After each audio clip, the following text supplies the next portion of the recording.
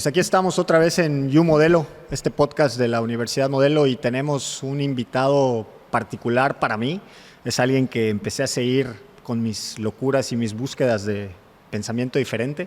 Y quiero agradecerle muchísimo a Diego Rusarín por estar aquí en este podcast. Gracias, Diego, de verdad, gracias por aceptar la invitación. Un gusto. Y ojalá podamos abrir un diálogo que, como en la mayoría de tus podcasts, nos ayude a hacernos más preguntas y ir construyendo esta nueva versión de la verdad que queremos ir construyendo los que nos gusta avanzar en este sentido.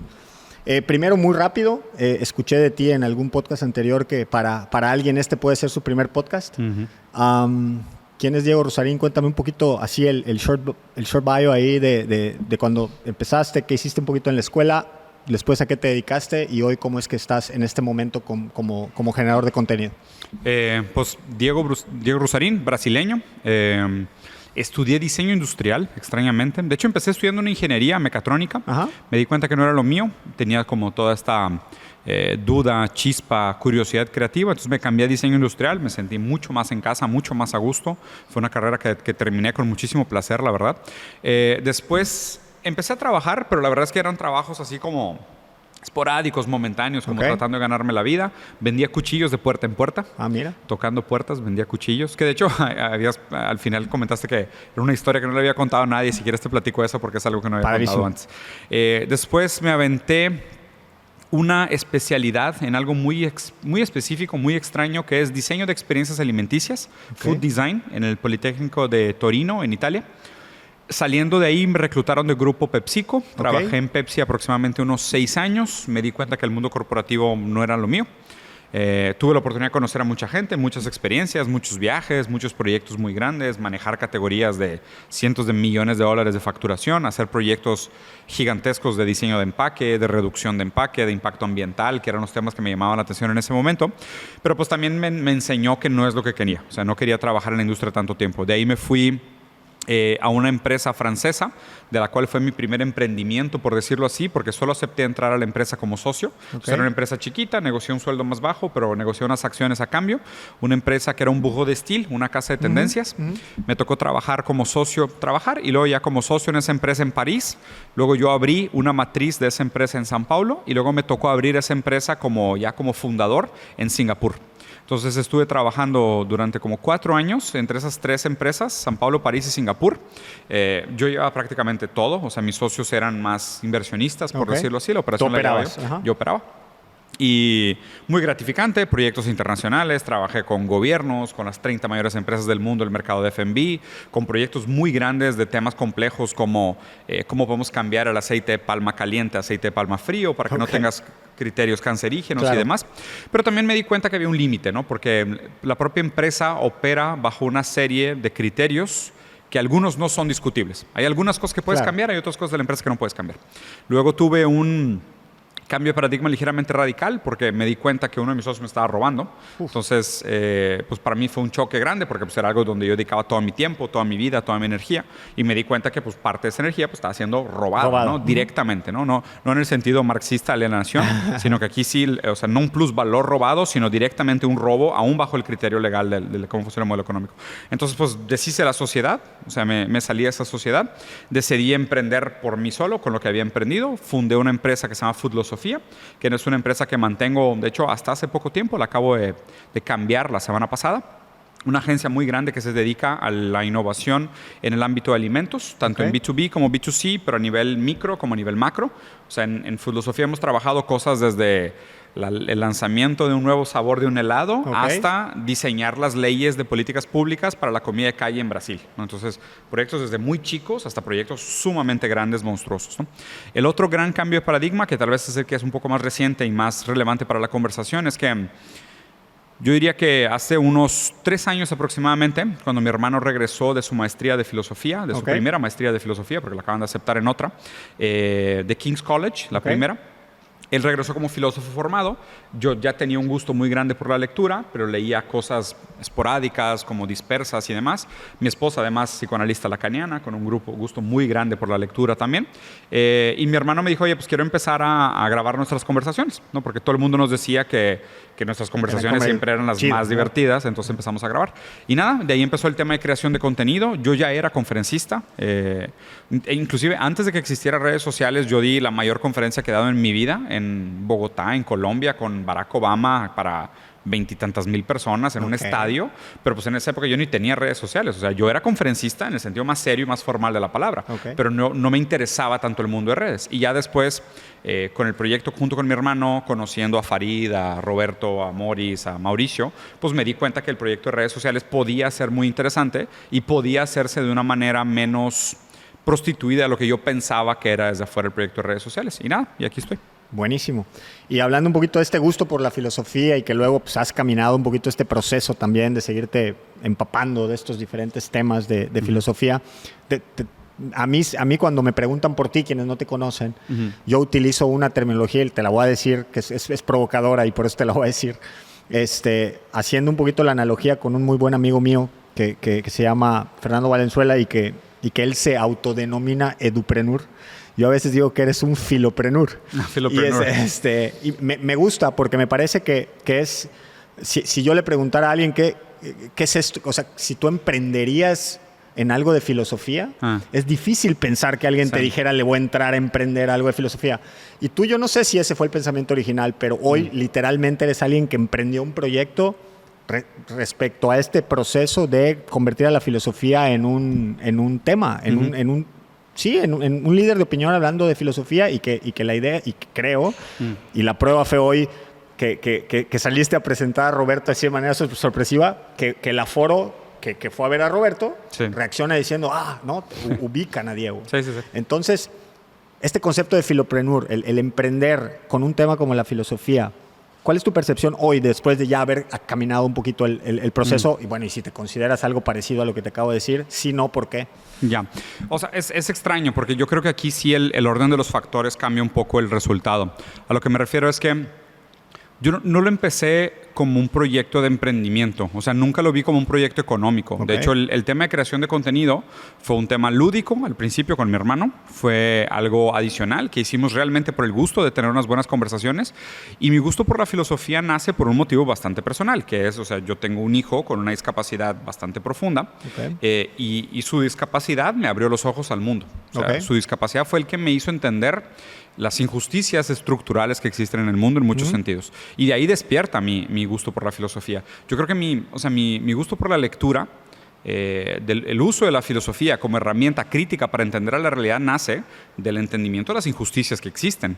El hecho de que se tenga que volver un modo viable de existencia me parece más como consecuencia, ¿no? Pero no necesariamente es lo que me motivó. Entonces es raro, digo, no me parece una mala terminología decirlo philanthropreneur, se me hace bonito, pero no creo que, o sea, a ver, lo raro, y es que ahí es donde justo cae la crítica, por ejemplo, a la filosofía académica, ¿no? Que la filosofía académica acaba estando vinculada a intereses financieros. Pero pues obviamente, como funciona la academia, el interés financiero lo que acaba dictando es hacia dónde hay campos de interés.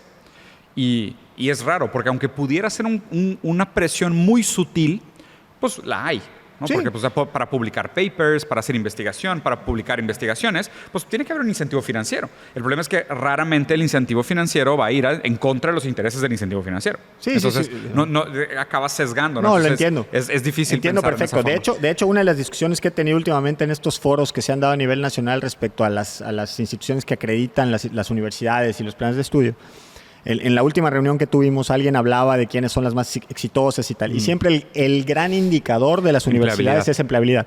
Y yo les decía, ¿por qué empleabilidad? Y la respuesta... No, me sorprendió más la respuesta. La respuesta fue, Carlos, si no empleabilidad, ¿qué?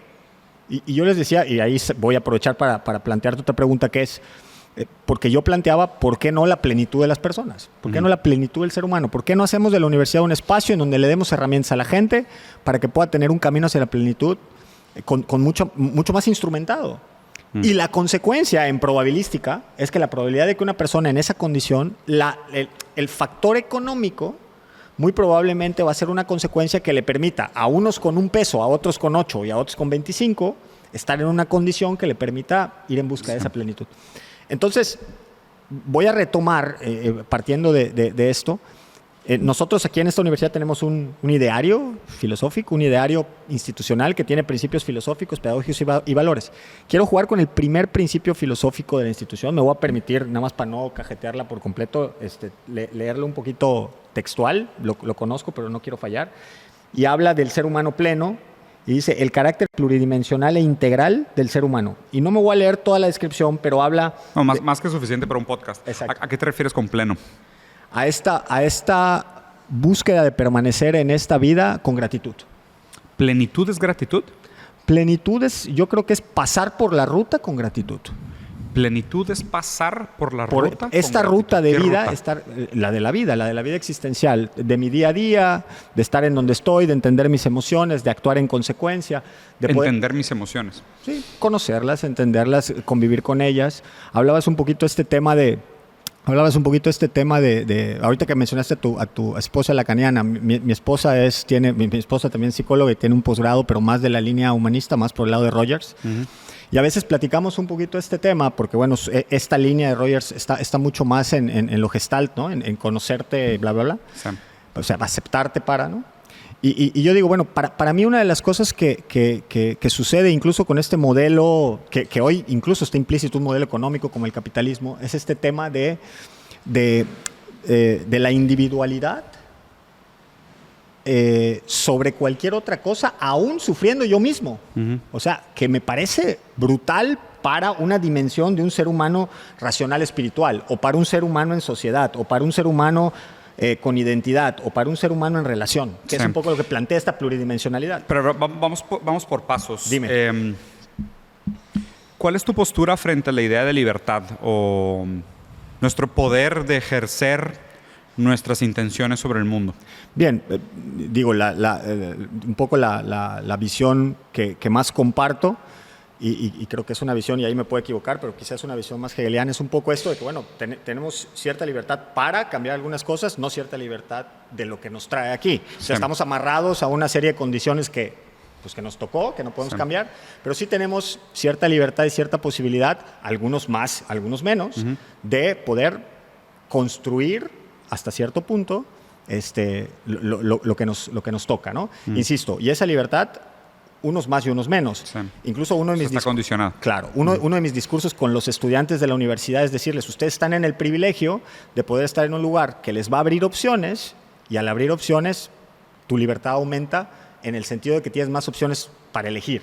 Sí. Quizá hay gente que no tiene opción y su libertad es A más o B. Corta. ¿Y aún ellos deberían de ser gratos? Yo pienso que deberían ser gratos con la oportunidad, o sea, con el escenario, a eso me refiero. Ahí te va lo que me preocupa de la palabra gratitud, ¿no? Y sobre todo gratitud vinculada a plenitud, porque cuando vinculas gratitud y plenitud, lo que estás diciendo es que una vida plena es aquella que se ve al final del camino grata de aquello que logró, o de lo que tuvo, de las oportunidades, de lo que sea, ¿no? O sea, tú volteas hacia atrás y dices, yo me siento pleno porque estoy grato de la vida que viví. Okay. La idea de gratitud, para empezar, implica algún tipo de agradecimiento, ¿no? ¿Agradecimiento hacia quién?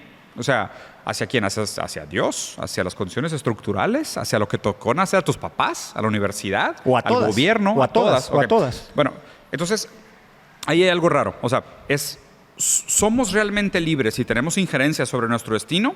¿O todas estas cosas a las cuales somos gratos son condicionantes para dónde puedo ejercer yo mi libertad?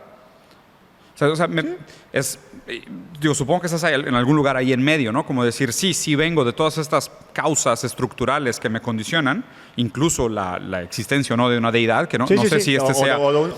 Este no. Es un statement secular. Es laica. Okay. Entonces, bueno, no existe, bueno, entonces no hay derechos humanos tampoco. Sí, hay derechos humanos. ¿Competidos por quién? No. Sí, entiendo lo que me planteas como derechos humanos desde la parte... Yo lo plantearía, si tu pregunta, o sea, respondiendo a la pregunta directa, sí, yo te las plantearía desde la dignidad humana, ¿no? O sea, desde la dignidad del ser humano. Garantizada por el Estado.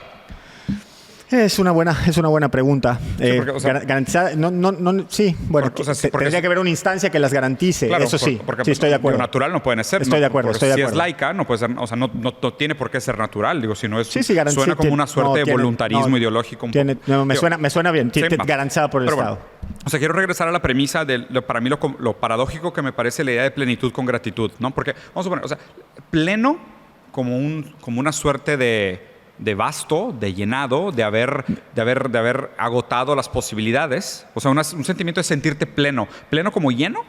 Yo creo que sí, no, por eso creo que y eso ya ahí sí creo que está entrando en una parte muy personal, creo que precisamente, y escuchándote, ya lo vinculo un poquito más claro, creo que para mí, un poquito por mi circunstancia, pleno no es lleno, pero pleno es sí poder terminar un día, que es un cierre de momento, por ejemplo, sí, y poder decir, bueno, hoy pasó A, pasó B, pasó C, cosas buenas, malas, regulares, pero digo, bueno, tengo el chance de reflexionar sobre esto, de crecer, de aprender y estoy bien y mañana arranco otra oportunidad de esta libertad dentro de mis condiciones, de tratar de construir algo en ese sentido. Entonces, sí, probablemente yo estoy vinculando a título personal este tema de la plenitud con la gratitud. Quizá también lo que intento decir con la plenitud es que la plenitud no como un lugar, sino como un tema más utópico, más como para esta parte que decía Borges de la utopía es esto que te le acercas 10 pasos y se te aleja 10, pero sirve para caminar. Una dirección. Un poco en ese sentido, ¿no? En el sentido de tener algo por lo cual. Es que es interesante porque, o sea, lo raro de todo esto es que, digo, depende cómo definas la palabra pleno y entiendo que sí la usaste a un título personal, pero me parece que el ser humano no descubre su plenitud hasta no verse condicionado a trabajar para justificar su existencia. ¿Sabes? Y lo que me preocupa es que una premisa donde la plenitud va vinculada a la gratitud, existe también una suerte de criptonormativismo que normaliza las condiciones de la existencia. Cuando realmente, o sea, yo soy más de la idea de que la filosofía o el pensamiento crítico o la búsqueda por la verdad tiene que tener un componente emancipatorio. O sea, tiene que tener un componente inclusive subversivo, de decir, oye, pues es que, ok, nací bajo condiciones injustas. ¿Y debería yo estar grato por esto? Sí, no.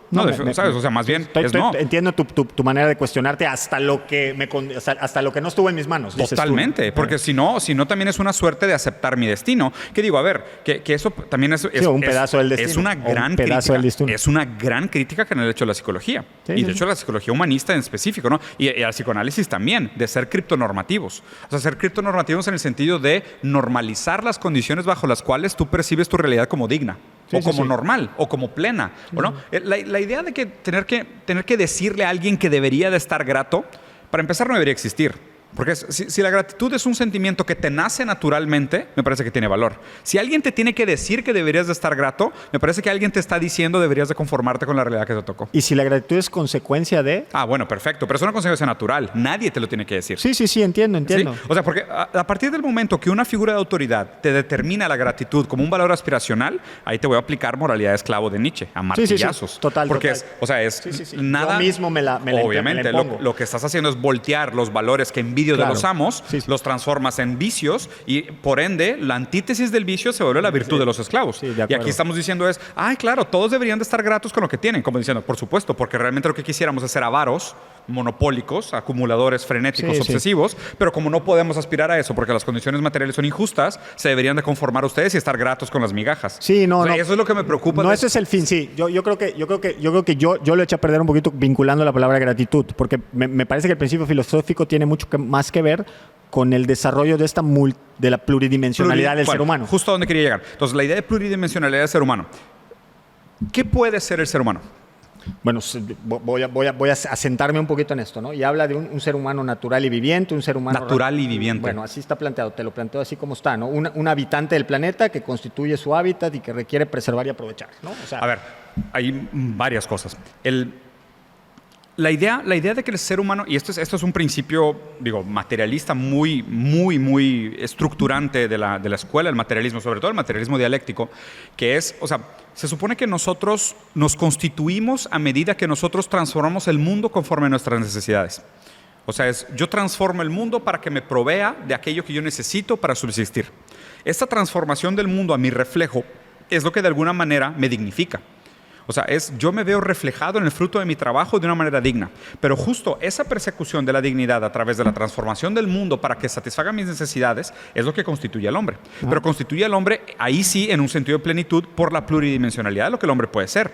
Pero te fijas, es muy diferente que el humano sea capaz de explorar lo pluridimensional que puede ser toda su plenitud, porque, o sea, el plano, claro, ¿no? Claro, el plano de la posibilidad del hombre completamente habitado por todas sus posibilidades es plenitud, ¿no? Partiendo de una premisa. Si partiéramos de esa premisa, pongámoslo como premisa. ¿A qué nos referimos con plenitud? Es que de aquí, y es interesante, justo acabo de leer ayer sobre Deleuze, y Deleuze habla sobre la actualidad y la virtualidad. La actualidad es aquello que yo manifesté a través de mis actos en mi historia.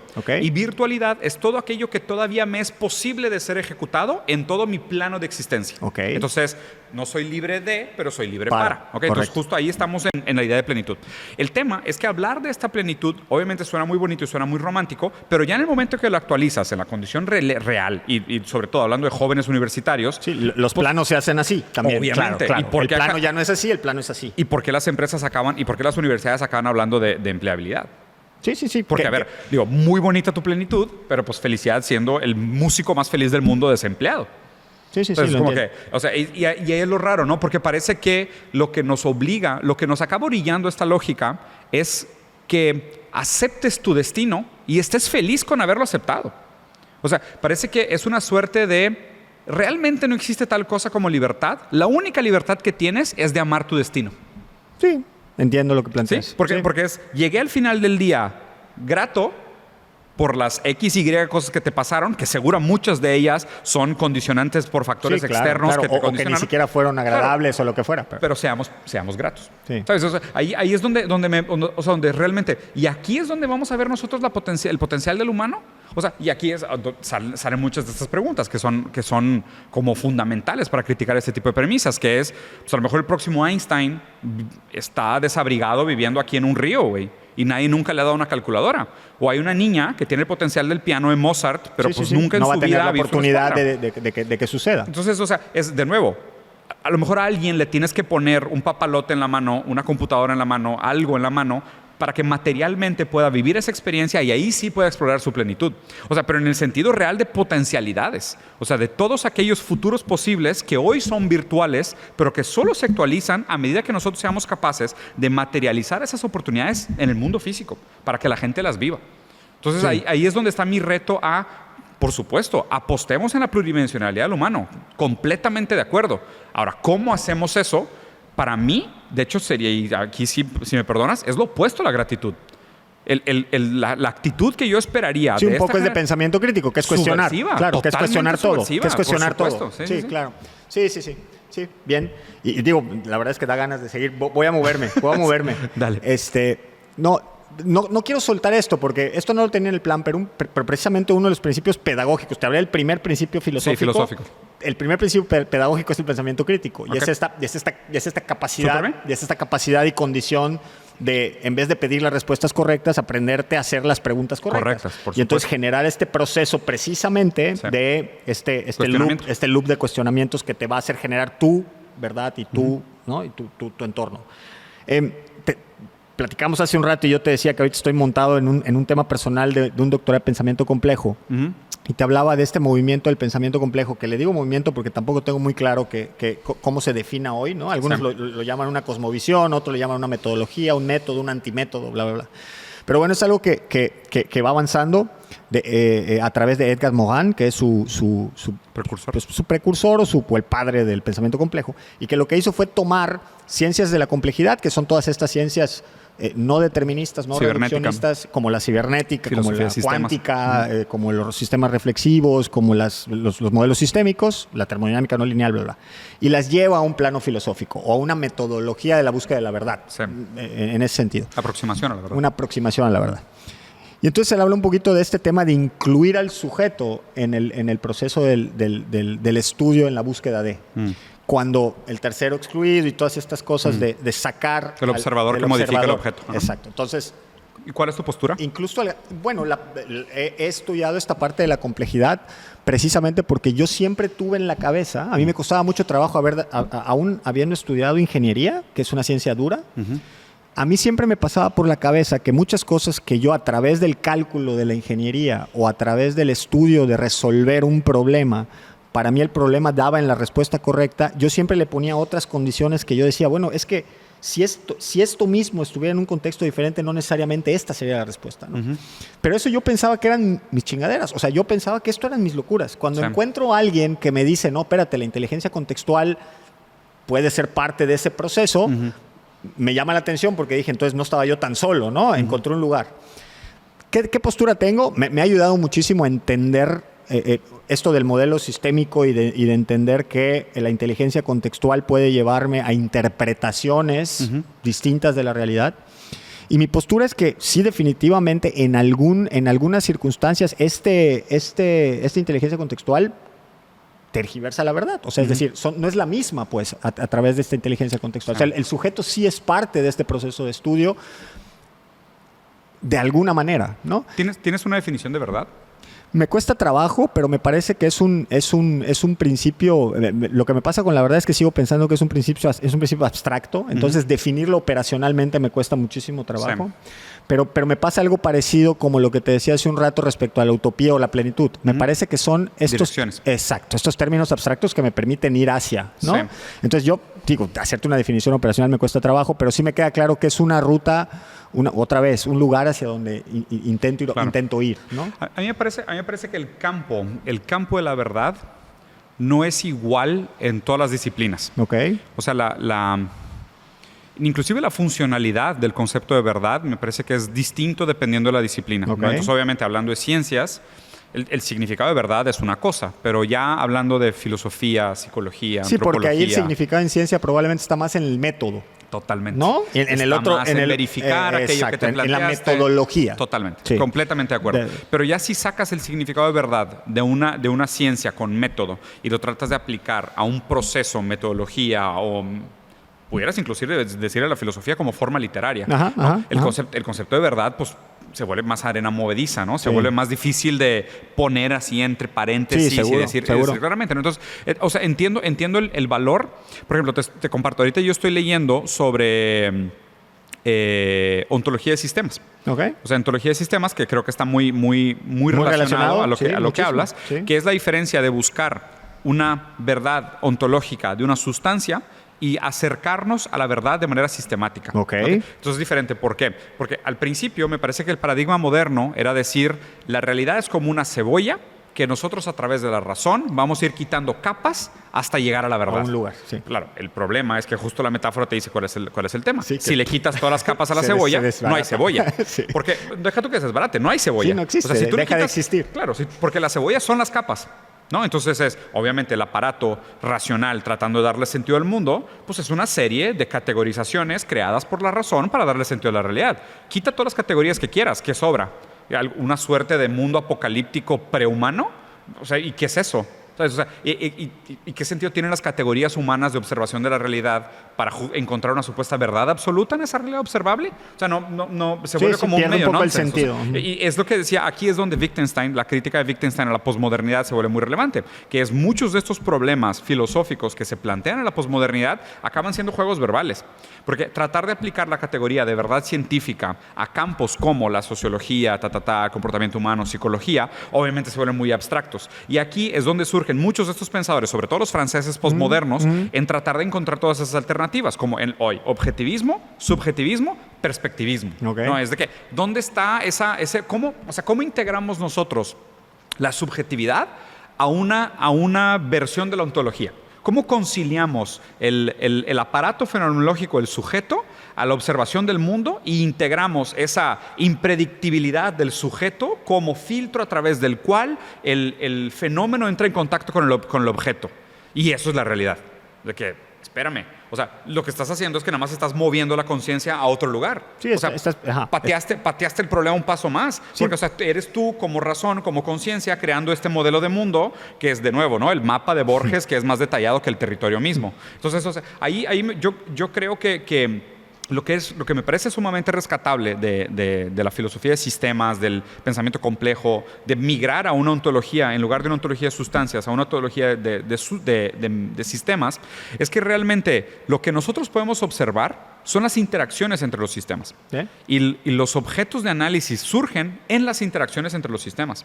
Entonces, de nuevo, si aplicamos esta misma lógica al concepto de verdad, la verdad son aquellas interacciones que surgen entre los roces entre sistemas. Sí, se vuelve un poco el navegar entre esos espacios vacíos, precisamente. Justo estar en estos espacios vacíos. Donde no hay un gran canvas de realidad por detrás ser descubierto. Es que no hay nada. Claro, son cosas muy... Sí, o sea, observemos la interacción entre los sistemas. Y en la interacción entre los sistemas hay mucho que ser analizado. Pero seamos puntuales. A mí me parece todavía que, o sea, tratar de poner al sujeto bajo esa cosmovisión moderna, nada más es que reformular la grandiosidad del modernismo, de haber dicho que nosotros podíamos mapear el mundo con la razón, pero ahora estamos diciendo, no, para mapear el mundo con la razón tenemos que introducir al sujeto como filtro de análisis, pero sigue siendo un proyecto de mapeo de la razón. Y me parece que es un proyecto hasta cierto punto superado, donde ya más bien es que no hay acceso a un objeto en sí que podamos mapear. Sí, por más que dijeras, la conceptualización del filtro. Lo hace. Me recordaste una vez en uno de los talleres y tal, que un doctor de matemáticas, el doctor Garay, que en paz descanse, nos metió estábamos en un taller ahí de ingenieros y decía, pues, ¿qué hacemos los ingenieros? No importa. Y en un momento dado dijimos, pues los ingenieros resolvemos problemas, ¿no? Un poco con esta autosuficiencia medio idiota que tenemos los ingenieros, ¿no? Y entonces él dijo, bueno, perfecto, ¿y qué es un problema? Y entonces nos dejó a todos un poco en el... Ay, cabrón, sí. Ajá, no, pero además no paró ahí, porque todos empezaron a decir que el obstáculo, que la madre, que la distancia, bueno. Entonces él terminó diciendo, bueno, ustedes son gente de matemática, ustedes son gente de ingeniería, construyamos una definición matemática de problema. No mames, pues ya, puta, cábese todo, vámonos. Enseñó que sí, claro. Exacto. Bueno, de ese ejercicio surgió alguien que tristemente, además no me acuerdo su nombre, cosa que lamento, que dijo, a ver, yo quiero intentar. Y se levantó en un pizarrón y dibujó 2 círculos, uno arriba y uno abajo, y dijo, esta es una situación real, esta es una situación deseada, puso una llave, dijo D, y dijo D es igual a problema. Y él dijo, para mí un problema es la distancia entre una situación real y una situación deseada. Sí. Más o menos. Y quiero retomar esto que tú dijiste hace un ratito de cómo yo traigo el concepto a la realidad, porque entonces el doctor Garay le dijo, perfecto, entonces hay una condición para que ya no haya problema, la condición es que D es igual a 0. Uh-huh. Entonces dijimos, claro, D tiene que ser igual a 0, perfecto. Entonces el doctor Garay dijo, agarró la situación deseada y la trajo aquí. Sí. Y le dijo, aquí ya no hay problema. La situación de 0. D es igual a 0. Buenísimo. Si tú eres grato con tu... ¿entiendes? Sí, entiende. No, y justo. Y yo hace un rato te decía precisamente que creo que las universidades nos hemos convertido en una maquinaria de generar gente con información para poder construir explicaciones pero es que ve el ejemplo, de cómo disolvemos problemas más que resolvemos problemas. Claro, pero te fijas, si tomas la premisa de que D tiene que ser 0 porque la situación deseada tiene que ser igual a la situación real, es tan válido decir yo muevo mi realidad al deseo como muevo mi deseo a la realidad. Gratitud es mover tu deseo a la realidad. Sí, bueno, quizá mi concepto de gratitud es sentir que alcancé la deseada, ¿no? Bueno, pero ese es mi concepto de gratitud. Pero bueno, habría que discutirla, pero claro. Justo es también lo complicado del lenguaje. Sí, de acuerdo. O sea, que el lenguaje tiene todas estas cadenas significantes, es sumamente difícil. Pero concuerdo contigo. Pero a ver, ¿qué pasa? ¿Por qué se ha vuelto más viable el voluntarismo, el pensamiento positivo, el echaleganismo, la meritocracia? ¿Por qué se ha vuelto más viable este pensamiento? Porque es un hecho, ¿eh? O sea, es un hecho que hoy la ideología dominante entre los jóvenes es el echaleganismo. O sea, es échale ganas, consume motivación, motívate, lo aspiracional. ¿Por qué el voluntarismo se ha puesto tan de moda? Porque es mucho más viable para satisfacer que D sea igual a 0, mover tu deseo a tu realidad, que tratar de transformar tu realidad para que se acerque a tu deseo. El ejercicio termina más chingón. No quería usar el tiempo, pero el doctor Garay Derechos, bueno, el doctor Garay no, quien lo dijo, sí. Perdóname. Pero el ejercicio termina muy, muy chingón, el doctor Garay en paz descanse. El ejercicio termina cuando empezamos a discutir esto de otra forma, y entonces el doctor Garay dice, bueno, probabilísticamente, el doctor Garay era un Claro. Genio. Más allá de nosotros. Sí, sí. Bla, bla, bla. Sí. Sí. El doctor Ari dice, probabilísticamente, el 99% de los problemas se resuelven en el camino. No en la situación real, no en la situación deseada, sino en la ruta. Y él sí lo que decía es, para mí, la única condición sine qua non para que tú digas que estás resolviendo un problema, aún sea moverlo un milímetro y lo demás bajarlo aquí, la única condición sine qua non es mover tu realidad. Era su condición sine qua non de resolver un problema. Es marxista. Muy marxista. Sí. Es una visión muy marxista. Pero bueno, qué bueno que lo retomamos y es un tema que a mí me gusta hablar de eso. Una de las frases más famosas de Marx es: los filósofos han tratado solo de interpretar el mundo, el punto es cambiarlo. Claro, la acción, el materialismo. O sea, el materialismo. O sea, ¿pero por qué? Porque justo la dialéctica materialista en Marx era la inversa de la dialéctica idealista de Hegel, donde Hegel decía, la idea es la que mueve el mundo. Claro. Y Marx decía, la acción. El mundo es el que mueve las ideas. Claro. Entonces, o sea, justo, si te fijas, el verbo, ¿no? Es el acto de mover lo real hacia lo que genera. Donde sea, es lo que transforma la posibilidad, inclusive el deseo. Sí, buenísimo, buenísimo. Me quiero, no me quiero salir y nada más para redondear un poquito todo lo que hemos hablado. De una u otra manera, hoy soy parte de la estructura de una institución de educación superior. Claro. En México, en América Latina y en el mundo. Con todo lo que implica y conlleva. Sí. Exacto. Bueno. Y bueno, sí, en mi circunstancia siempre está esta parte de cómo intentar hasta cierto punto ser un poco antisistema o ser disruptivo con el sistema, tratando de ir a buscar esta nueva forma de preguntarnos cosas. Si yo te tuviera que preguntar, oye Diego, si tú tuvieras oportunidad de construir una universidad, un modelo formal de educación superior, ¿Formal de educación superior? Bueno, es que hay que decir, no, le agregué y educación superior lo manejo como nombre propio, no tanto en el término de educación superior, sí lo quiero aclarar, no estoy hablando de una educación superior, estoy hablando del nombre propio, universidades. Del nombre de categoría. Ajá. Del nombre de categoría. Entonces, y aparte formal. Es que sabes, no, es que ese es el tema. La parte de la formal solo lo digo porque desgraciadamente hoy, porque esa sería probablemente la respuesta. La respuesta tendría que ser salte del sistema. Si eres antisistema, la respuesta es salte del sistema. Pero en sí misma la respuesta salte del sistema, pues el sistema puede ser solo el sistema de universidades, pero el sistema puede ser el gobierno, pero el sistema puede ser estatal. Sí.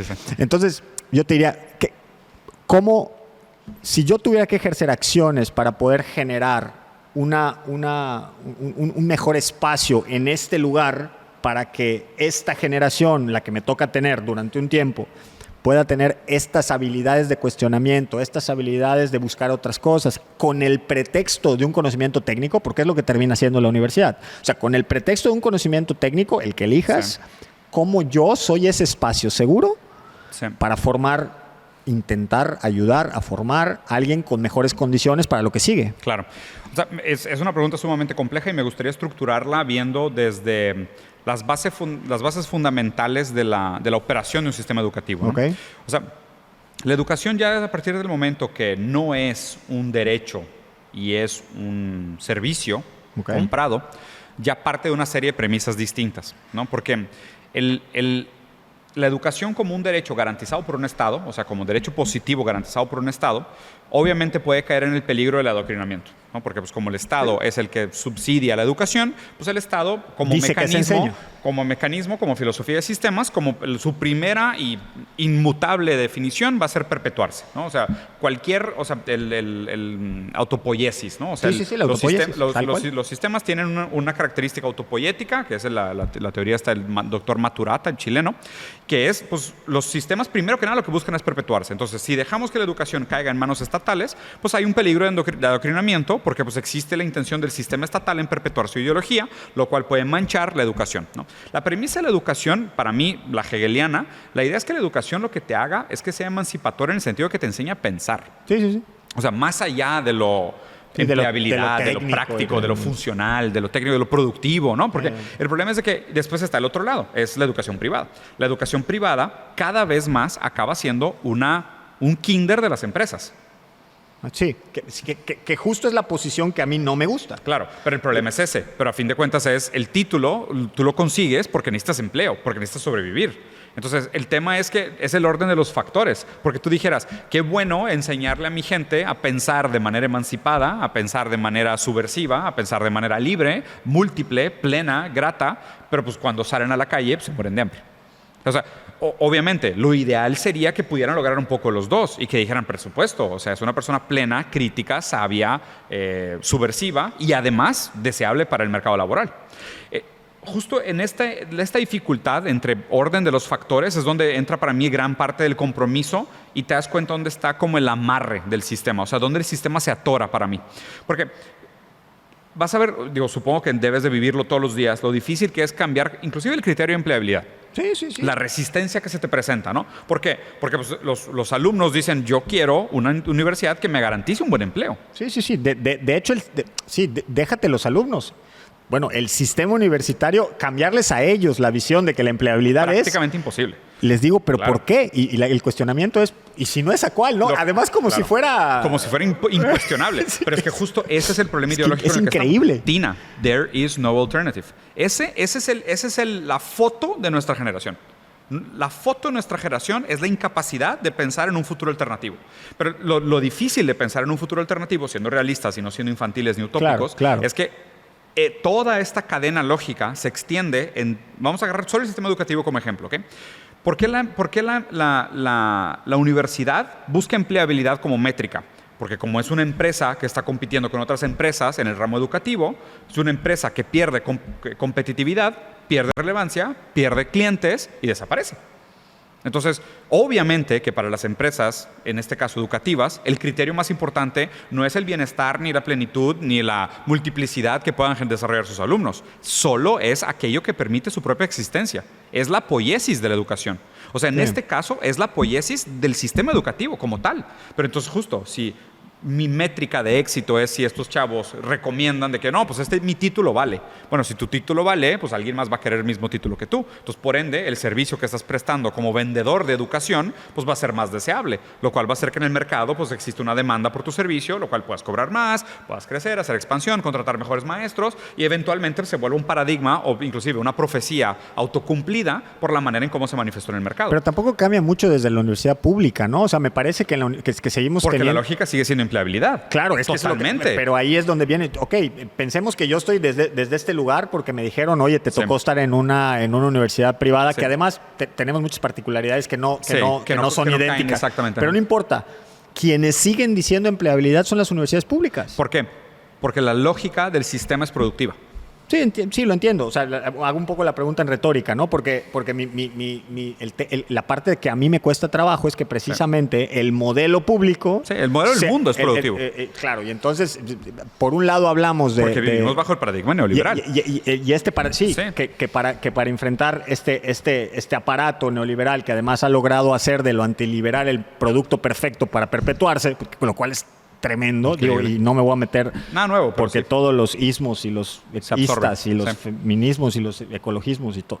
Pero mi punto es que quienes están dirigiendo quienes están siendo la guía de miles y millones de personas, cuando les dices cuestionémonos, o como yo les decía, ok, es que tampoco tiene que ser sustitutivo. No. Yo les decía, incorporemos otro. Sí. No, que no sea sustitutivo. Claro. Ok, la empleabilidad, ya está. No pelearé contra el realismo. Claro. Carlos, no seas romántico, no seas idiota. La vida es esta. Muy bien, incorporemos otro. Claro, por ejemplo, a mí lo que me parece interesante sería incorporar otros modelos de trabajo para que cuando los chavos salgan tengan alternativas. O sea, porque, por ejemplo, hoy mucho de lo que se hace en el ámbito universitario todavía es fomentar mucho la cultura del emprendimiento. ¿Okay? Y el problema de la cultura de emprendimiento es que también tiene una ciega fe en el modelo de crecimiento infinito. Sí. ¿Sabes? Que es crecimiento exponencial infinito, ¿no? La realidad, como te comentaba, es de que, pues digo, si tú te vas a los indicadores, pues entre el 80 y el 90% fracasan los primeros 2 años, güey. Entonces es un molidero de carne, güey. O sea, literal es una molienda de carne. Es ir a intentar lo que sabes que es casi imposible que suceda. Pero se los metemos al cerebro como si fuera lo más normal del mundo, ¿eh? O sea, me encanta que los chavos salen de la universidad pensando que todos pueden ser emprendedores. No, que todos deben de ser emprendedores nosotros sabiendo que el 90% se va a quedar sin empleo y se va a endeudar probablemente de manera catastrófica los primeros 2 años de su vida. Yo tenía un amigo que era medio mal en la escuela y que luego emprendió y le fue muy bien, no sé qué. Y cuando la gente era muy común que cuando él tenía alguna bronca en su empresa, a mí me buscaba para hacerle la consultoría. Sí. Y entonces me decía, oye, Carlos, ¿tú cómo haces? Tú le arreglas la chamba, o sea, tú le arreglas la empresa a la tripa, le decíamos la tripa. Sí. Tú le arreglas la empresa a la tripa, ¿no? Y él es el que emprendió. ¿Por qué no emprendes tú? Le digo, pues porque él tenía el nivel de inconsciencia suficiente para aventarse al vacío, güey. Claro, pero el problema es de que esto se vuelve como una plática entre vecinas hablando de quién se ganó la lotería. Lo sé, ¿sabes? Claro. O sea, y de nuevo, ¿no? La historia la cuentan los ganadores, como lo dijo Walter Benjamin, claro. Pero no conoceremos la historia hasta no reivindicar a los perdedores. Claro, el 90% tendría que hablar. Claro. Redes sociales también es un discurso de victoria, un discurso de exhibición. Cuando tienes un 90%. Obvio, pero entonces pero de nuevo, acumulan atención a aquellos 2% que les fue con madre, no el 98% que perdió su casa. No, el 98% que perdió su casa, nadie quiere ver una novela sobre ellos. Todo el mundo quiere ver la novela de la muchacha que salió del barrio pobre y se casó con el millonario, que es el caso más esdrújulo, más meteórico y más raro del mundo. Sí, pero queremos todos que vamos a ser nosotros, que todos vamos a ganar la lotería, ¿no? Y eso es un poco el emprendedorismo. ¿Pero por qué? ¿A qué me refiero con esto del emprendedorismo? A lo mejor lo que deberíamos de empezar a ejercitar en los jóvenes son alternativas de modelos de trabajo. Bien, me gusta. Como sindicatos, como cooperativas, como modelos horizontales, como co-ops. ¿Sabes? O sea, porque hay otros modelos organizacionales para la creación y no todos están enfocados a la productividad infinita. ¿Sabes? El problema es que, de nuevo, es como si fuera aquella zanahoria invisible que guía las direcciones no solo de esta categoría, sino que de todas. Y obviamente pues vivimos en un mar ideológico que apunta sin saber a una productividad infinita y parece que hoy la dignidad de un ser humano y la capacidad de un ser humano se digna en base a su capacidad de ser productivo, ¿no? Cuando no debería serlo. No, totalmente no debería serlo. Quizá este ejemplo que acabas de darme acerca al concepto que tengo de plenitud. Ok. Me gusta. Ahora que te escucho en retrospectiva, en recursividad, diría, en el pensamiento complejo. Sí. Hoy te cacho y este es mi concepto, ¿no? Sí. Este concepto, y no debería ser por la productividad, debería ser por la razón misma de ser del ser humano, como claro. bla, bla, bla. De manifestarse en el mundo y verse reflejado en el fruto de su trabajo. Total. Y esto haría además que las oportunidades para casos, como planteas que el de tu hijo, como para gente que tiene otro tipo de condición. Que no es capaz de ser productiva. Por eso digo, pero no por eso deja de ser, no es menos digno. O no es menos pleno. O no es menos pleno. ¿De acuerdo? ¿verdad? Es que justo ese es mi punto. O sea, es que es lo raro porque hablar de plenitud debería de ser un concepto all inclusive, en el sentido de, o sea, que todo el all encompassing, de que todo lo abrigue, todo lo abarque, pero lo raro de pensar en un concepto que todo lo abarque es que no funciona, porque la sociedad de hoy tiene una métrica muy clara de lo que es la dignidad humana. Y mientras esa métrica sea tan poderosa, suena más a que tú estás moviendo lo deseable, lo real, que realmente estar moviendo lo real.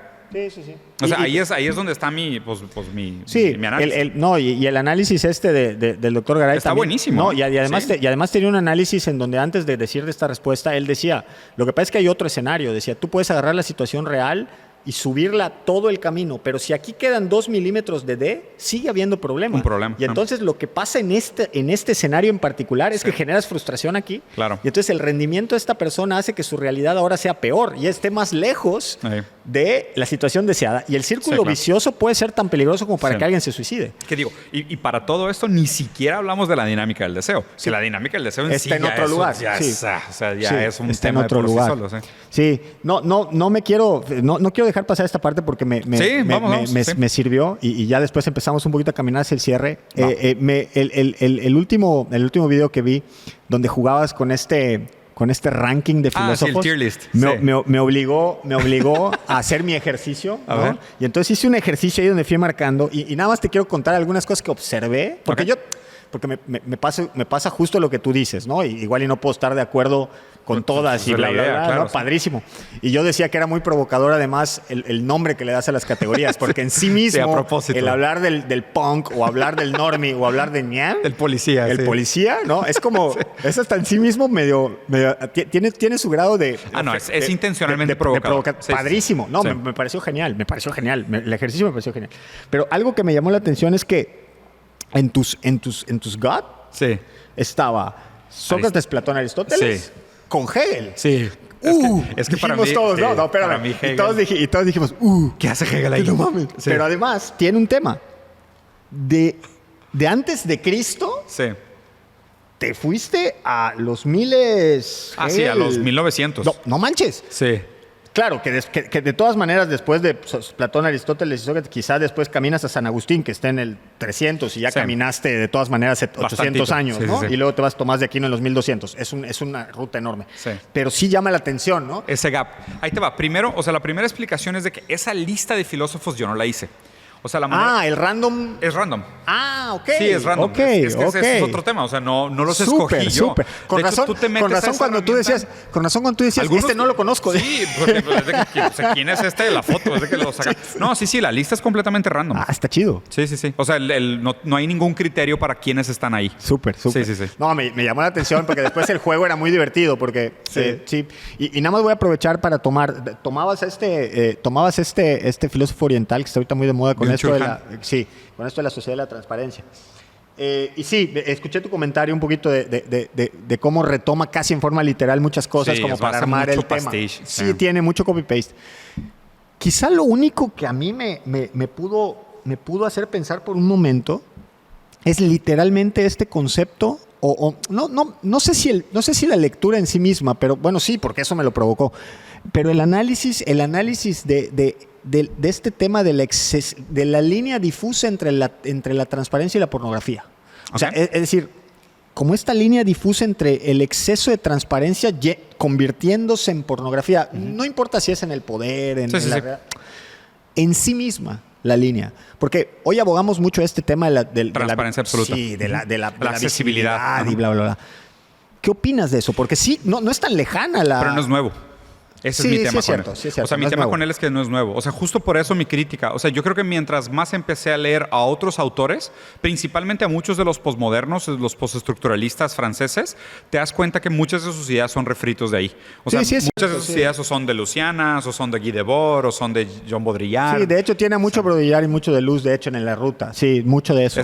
Pero concuerdo. O sea, yo creo que su análisis de la sociedad de la transparencia sí está acertado, aunque es medio un refrito de social del espectáculo hasta cierto punto. Un poco, sí. O también tiene algunos matices de Baudrillard en simulación y simulacro.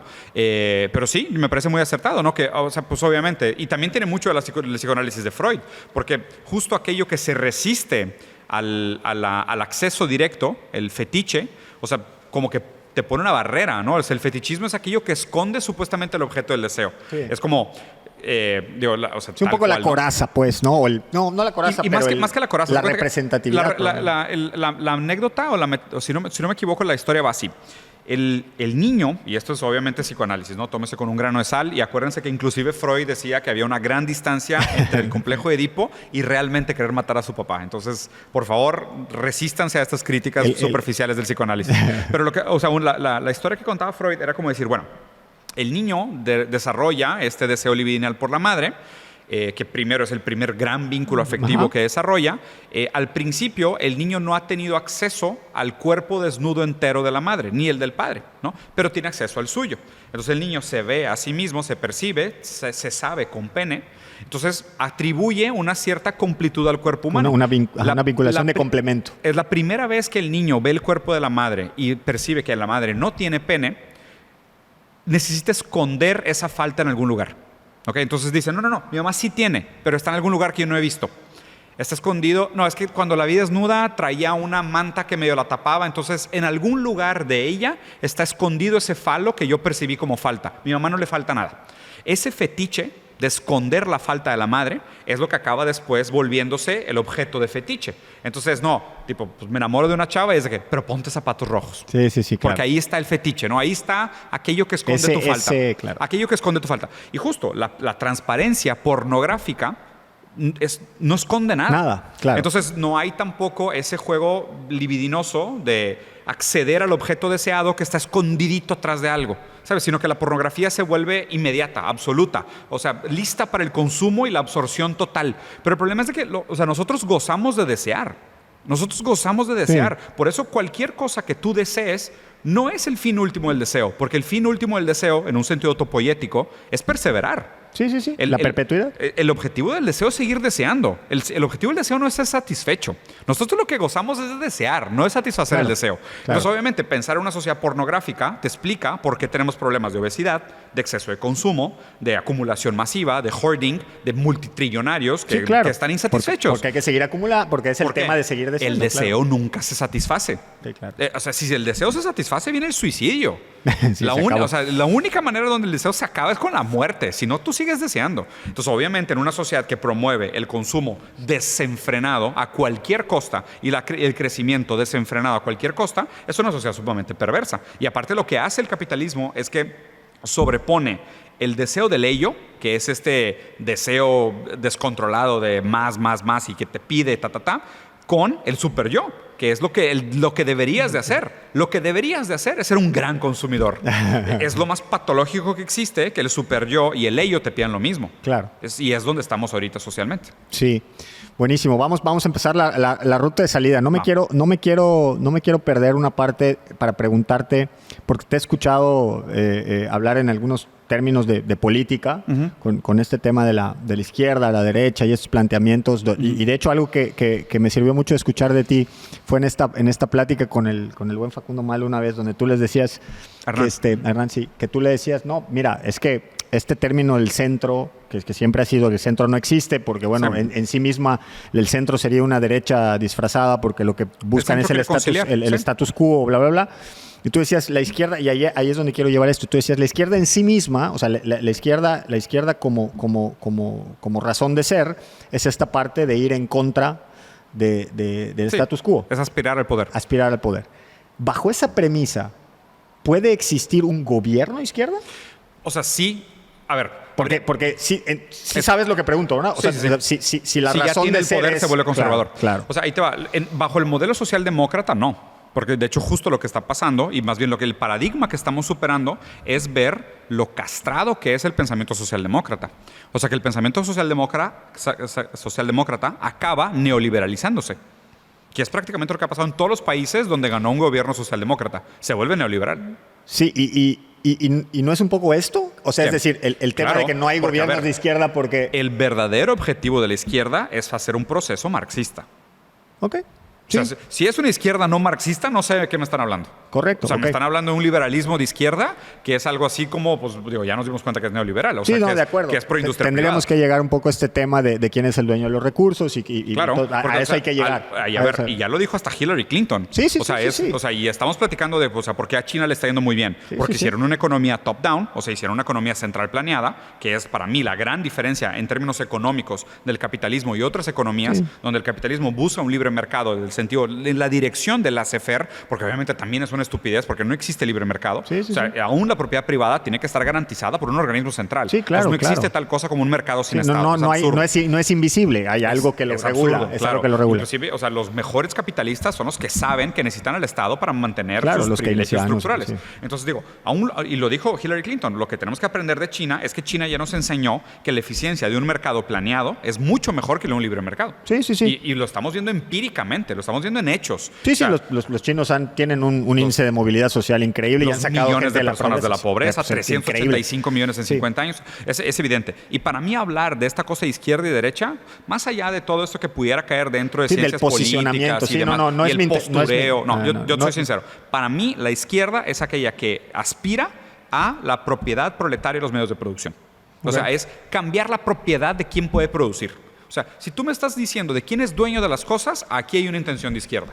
Mientras sea el tema de inclusión, diversidad y todo, esto es liberalismo. O sea, eso es liberalismo progresista, que es esa centroizquierda que yo cada vez menos considero como izquierda y cada vez los veo más como enemigos porque acaban pintando el status quo de otros colores. Sí, y un poco quizá invalidando el discurso de la izquierda desde el punto de vista de los o sea, porque realmente de los recursos. Y de nuevo, si te fijas, ve cómo conecta todo esto con lo que platicábamos antes.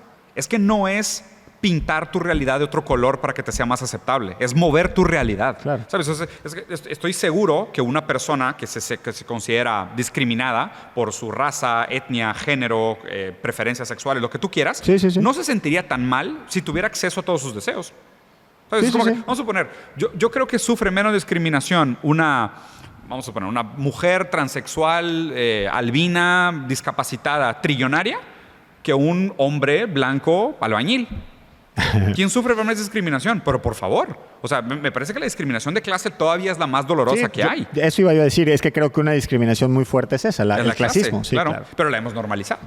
Sí, ya se volvió como, no, es que el pobre es pobre porque quiere. Y es que hay un tema también respecto a cómo convertir esto en la solución, porque también lo que ha sucedido es que me encanta cuando la gente dice que necesitamos políticos que no sean corruptos, ¿no? O estas frases muy hechas cliché.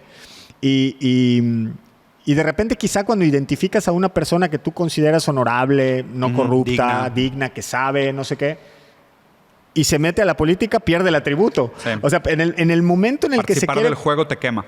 Pero qué terrible. Pero igual que ser comunista y participar del capitalismo. O sea, lo que pasa es que esta noción de congruencia es rara. Ya de por sí tiene una serie de cosas que para mí sinceramente no funcionan. Además, o sea, de nuevo, desde la teoría de sistemas, no deberíamos hablar de la persona en sí. No, tendríamos que hablar precisamente de las interacciones sistémico, exactamente. Claro. Entonces ahí es donde pierde. O sea, para mí estos son ad hominems que hace la gente reduccionista. Estos son discursos de Twitter. O sea, no tienen absolutamente ningún valor. O sea, mientras más la gente le da atención a esas cosas, peor, porque ahí no está la respuesta. Ahí no hay nada. Sí, ahí literal no hay nada que analizar. O sea, es la gente usando el meme como unidad de conocimiento para replicar discursos que aparte no son de ellos y les están implantando ideológicamente. Bien. Comúnmente este podcast lo cerramos con 3 preguntas o 3 solicitudes, ¿no? A ver. Una es, ya que platicamos un rato y conociste un poco de la institución y bueno, ya estuviste ahí un ratito en la conferencia de Roberto, que por cierto la presentación a mí me siguió pareciendo genial, gracias por entrarle. Encantado. Ya conociéndonos un poco más, si tú tuvieras que sugerirme el siguiente invitado a este podcast, sabiendo quiénes somos, sabiendo que somos una universidad, sabiendo todo lo que ya conoces de nosotros, ¿a quién me sugerirías? Yo justo venía pensando, yo creo que David Vico, luego te voy a pasar el dato, tiene 2 libros muy buenos, Filosofía para desconfiados y Ética para desconfiados. Súper. Un tipazo, un español, vive aquí en México, en la Ciudad de México, pero súper buena gente, luego te voy a pasar el dato. Pero me encanta. Me parece que es un muy buen invitado para tu próxima tu propia conversación. Me encanta. Sí. La segunda es hablar de esta anécdota que no hayas contado públicamente. Me dijiste muy al principio tema de los cuchillos. A ver, cuchillos de puerta en puerta. Fui vendedorcito de maletín, güey, de ir a visitar así. De estos así, cuchillos orientales. Sí, literal. Vendíamos una marca de cuchillos que se llamaban Cutco y me tuve que aprender toda la dinámica del proceso de ventas, de convencimiento y cómo seducir a las amas de casa para que te gastaran lana en cuchillos. Y hacer la prueba de que... Sí, claro. Y mira cómo corto una moneda y ir de lo más caro a lo más barato, pero no pararte a la mesa hasta no cerrar una venta, ¿no? Sí. Oye, vendí cuchillos de puerta con todo orgullo, güey. Sí, o sea, obviamente ya lo como veo, parte del proceso. Pero a ver, totalmente. Y necesitaba la lana. Y eso es justo lo que iba yo a decir. ¿Qué te llevas, más allá del haber encontrado una forma de sobrevivir en ese momento? Sí. De esa experiencia, si tú tuvieras que rescatar algo en retrospección. No, a ver, me parece que... Híjole, ¿qué rescato de eso, güey? Chingados, es que muchas cosas las veo con mucho rencor. O sea, las veo con mucho rencor en el sentido de... O sea, sí me parece una práctica donde ya veo la manera como me entrenaron y te das cuenta o sea, por qué el marketing me parece una herramienta tantas veces tan nefasta, ¿no? O sea, es descaradamente manipuladora. Del famoso generar una necesidad. Sí, claro. O sea, que es... Y a ver, así funciona el capitalismo. El capitalismo necesita generarte necesidades para después, aparte, no satisfacerlas, pero tenerte esta necesidad como un nuevo pendiente que ahí está en tu semántica, en tu campo de percepción y que necesitas estar tratando de rellenar todo el tiempo, ¿no? Entonces, eso fue una de las cosas que me quedó así como que lo volteaba a ver atrás y digo, híjole, güey, o sea, ¿cuánta gente no se traga este discurso de marketing como una gran herramienta de negocios, ¿no? Y dices, chingados, güey, es como que, pues a lo mejor no tanta gente necesita un set de cuchillos de $1,000, ¿no? O sea, sí, lo entiendo. Sí, es un poco, hoy son ollas, ¿no? Bueno, siguen siendo cuchillos y ollas. Sí. Toppers. Y sí, la perpetuidad del sistema. Sí, claro. Y la última sería, pues el podcast se llama U Modelo y es un poco este juego de palabras de la U de la universidad con U Modelo, pero bueno, un poco lo que queremos es tratar de a nuestros invitados preguntarles ¿en qué sienten que puede ser un modelo a seguir? ¿Yo? Si tuvieras que decir, Diego Rusarín es modelo a seguir en...